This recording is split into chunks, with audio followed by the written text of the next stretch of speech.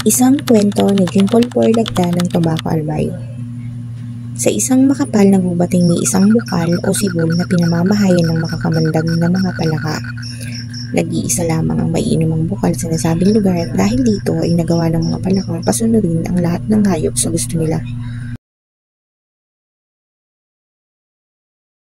Langaw at gamo-gamo na lamang ang inyong pwedeng kainin, kokak.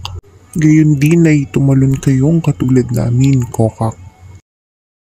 Labis ang naging kalungkutan ng mga ibon sapagkat pwede na lamang silang lumukso at hindi na pwedeng lumipad. Hindi naglaon ay pati ang kanilang mga huni ay iniutos na gawin ding kokak. Kokak, kokak, kokak, kokak, kokak, kokak. Kapag kayo ay hindi sumunod, ay lalasunin namin ang buong sibol. Maaari bang makiinom sa inyong bukal? Ng isang asong napadaan.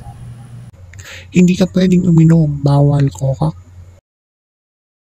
Dismayadong nag-isip ang aso at naghukay ng butas hanggang sa lumamlim iyon at naging bukal.